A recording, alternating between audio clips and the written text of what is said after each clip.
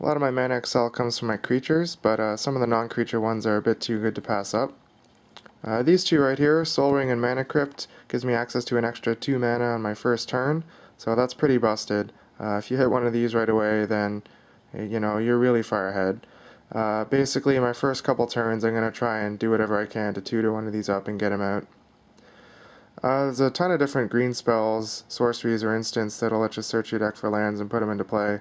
I think this is the best one though. Skyshroud Claim, 4 mana, 2 lands, and they're both forests, which I think is important because a lot of the non-basics in my deck are forests, so this will give me access to white and black mana as well. Likewise, there's a ton of different enchantments that'll double up the mana your lands produce. I think Wake is the best one, however, because it pumps up my creatures, and it's only 5 mana. So early in the game, I'm basically trying to get one of these cards out as soon as possible, because they're going to put me way ahead. Sorin Markov sort of belongs in a category all on his own. He's really only useful for his second ability there, which is kind of cheesy in EDH, but it's a really effective way to end the game. This is, along with Terastodon, one of my favorite ways to end the game quickly. And, some people think he's kind of cheap, but I don't feel bad because you really sort of need to have some sort of board position to win the game, even once they're down to 10. So he doesn't win the game all on his own. I don't think he's that cheap. Every now and then you might use his first ability if you really need spot removal, but if you're building up to his third ability, that's sort of overkill. Next I'm going to go through all the tutors in this deck, and I think the tutoring suite is what makes this deck, because versatility is the name of the game in EDH. You don't want narrow cards that only work well in certain situations. You like cards that'll work well no matter what. Cards that'll, find you whatever you need whenever you need. So, first of all, I'll take a look at these two. I've already showed you Dimir Houseguard and Brainspoil, but I haven't showed you the kind of things I can transmute for. And when you're adding transmute cards to your deck, you want to make sure you have, a variance of targets for them so that they have, they work well in lots of situations. Dimir Houseguard tutors for 4 casting cost cards. This is going to give me access to some mana excel. Skyshroud Claim and Oracle of Mul Daya are always good choices if I'm transmuting this on turn 3. Card draw as well, Graveborn Muse, Harmonize, and I've made sure to give it access to at least 1 silver bullet, Damnation as a sweeper in the 4 casting cost slot. Brainspoil, it's pretty good on its own, destroy a creature, but it gives me access to a lot of really good cards. Some of my utility removal creatures, some of my graveyard and combo creatures. All Sun's Dawn and Promise of Power, these always have potential to be huge game changers later in the game. And Mirari's Wake, this is something I love to get out on turn 5, so transmute Brainspoil early on into Wake, always a good choice. And these two, Vampiric Tutor and Demonic Tutor, they're cheap, they can get me whatever I want, so these work really well. Enlightened Tutor, I've only got about a dozen targets for this one, but a lot of those targets are really important, so I think this one's worth running.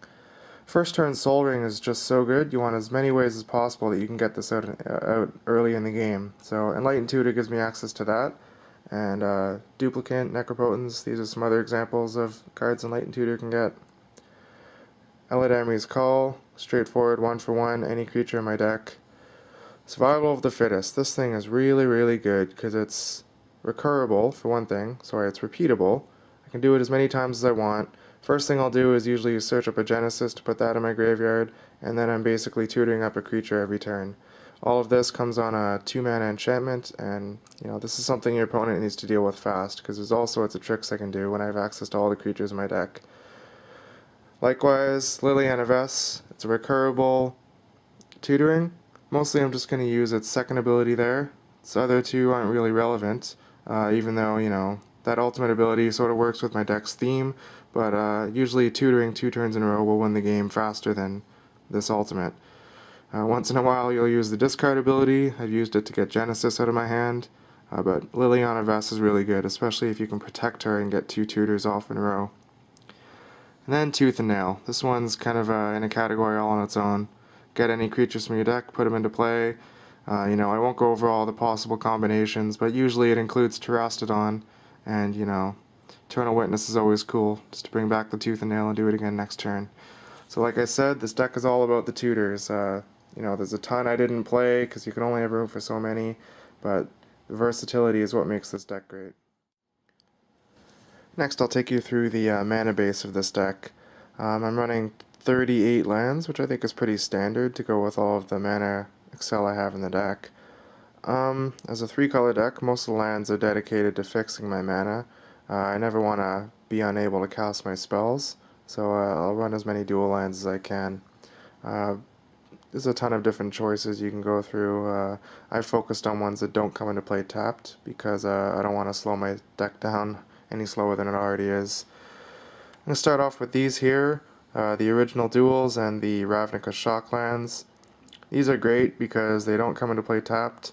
They'll give you 2 colors, but most importantly, they have basic land subtypes, and that's great because some of my cards search for forests, and these count as forests, so those cards will basically give me access to my duals. And also, they work well with fetch lands. You can run up to 10 fetches. I'm only running 6. These work well with Life from the Loam and Sun Titan, but mostly they're great because they can get these duals up here. Don't forget about Corrosion Verge. This one's really cool because it's a 2-for-1. I love lands that can excel me. Next, the Eventide Shadowmoor Filter lands. These ones are great because a lot of the cards in my deck have some difficult casting costs. 2 white, 3 black in the mana cost, and it really sucks when I can't cast those, so I'm a big fan of these. Pain lands, these are pretty good. And then Reflecting Pool. Murmuring Bosk is good too. Don't forget that's a forest, so it'll fetch up just with the fetches. I'm not running too many utility lands, like I said. The main focus of my mana base is just to make sure I can cast my spells. But I am running a few. This first one here, Urborg. I like this because a lot of my black spells have 3 black in the casting cost, and it's important that I can cast those, so these will turn all my lands into swamps. Bajuka Bog, like I said before, you need to be running some sort of graveyard hate in your deck, so this will come built in on a land. That's pretty good. Mosswart Bridge. I don't think a lot of people run this one, but it's surprisingly good. Because my general has 6 power, so usually all I need is him plus one other creature in play, and I'll be able to activate this ability. It gives me a free card, I can flash it in an instant speed. It's a pretty nasty surprise sometimes. And I'm also running the Cycle lands from Onslaught. These work really well with Life from the Loam, but they're also pretty good all on its own, because it's good to be able to turn one of your lands into another card. There's a ton of different colorless lands you could play, but I think in a 3-color deck you want to keep it to a bare minimum. Like I said, I'm not playing Strip Mine or Wasteland, just because I've got access to a ton of land destruction already. I don't really need those in this deck. So I'm only really playing the ones that are worth it. High Market and Phyrexian Tower, these are probably the most important lands in the deck, because if you're playing a graveyard deck, you really need a sack outlet. A lot of the time it's, you prefer to have your creature in the graveyard rather than in play, so you can recur it and use its ability again. So there's not a ton of sack outlets in this deck, but these ones will let me have access to one on a land, so that's pretty good. And sometimes the extra abilities here, they can come in handy. Valras Stronghold, Recursion Engine on a land, really good. And then last one here, Temple of the False God, Mana Exile built in on land. That's too good to pass up, I think. And to round out the mana base, I've got some basics here. These are important because some of the cards in the deck only work with basics. And also, you want to make sure your deck doesn't just roll over and die to Blood Moon. So if you are playing against a red deck, consider tutoring up these instead of your dual lands, just to make sure you're not doomed as soon as Blood Moon hits the table. So here's a cool infinite combo you can pull off with this deck. You need Reveillark, Karmic Guide, and Dimir Houseguard. Basically, Dimir Houseguard just acts as a sack outlet, and Reveillark and Karmic Guide keep sacrificing them to Dimir Houseguard, recurring these abilities. Reveillark is always going to bring back Karmic Guide, and then any other creature in the deck with 2 power, and then Karmic Guide will bring back Reveillark, wash, rinse, repeat. My favorite card to work with this combo is Acidic Slime, blow up all their lands, but as you can see, any creature in the deck with 2 power, you can go infinite with, and pull off some pretty cool tricks. It's a 4-card combo, so it might seem a little hard to pull off, but actually you can do it more often than you think, because you've got Tooth and Nail, a whole bunch of other creature tutors, and it really doesn't matter if, these 3 cards are in the graveyard. all that matters is that you draw the Reveillark, because then it'll bring back these two, bring back the slime, and you can go infinite with it. So it's a pretty good way to end the game. It doesn't happen all the time. So other than that, there's all sorts of combos you can put together to sort of build your own recursion engine. There's a ton of ways to do it. Take any creature with a utility ability. Anything that can kill itself is always a plus, but otherwise you can find some sort of sack outlet to get into the graveyard. And then any sort of recursion ability like Genesis or the General will help you bring it back and reuse it every turn. So setting up your own combo is pretty easy. There's a ton of ways to do it. And the idea is that you're going to generate all sorts of card advantage, reusing the same card over and over again, and frustrating your opponent, hopefully. So ideally how this deck is going to play out is your first couple turns is going to be dedicated to getting your fast mana out. If you have Mana Crypt or Soul Ring in your opening hand, then you're away to the races, but otherwise you can use your tutors to try and get one of those, or Mirari's Wake, Skyshroud Claim. Get one of those out as soon as possible so that you're way ahead of your opponent.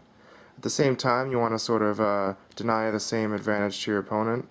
Take out his important cards, get rid of his creatures, his soul rings, and that's why you've got all sorts of versatile spot removal. And of course, you can always resort to sweeping the board as well. Eventually, you're going to want to try to set up some sort of recursion engine. You want a sack outlet, and then something that can bring your creatures back. You've got a ton of versatile creatures with good come into play, leave play abilities.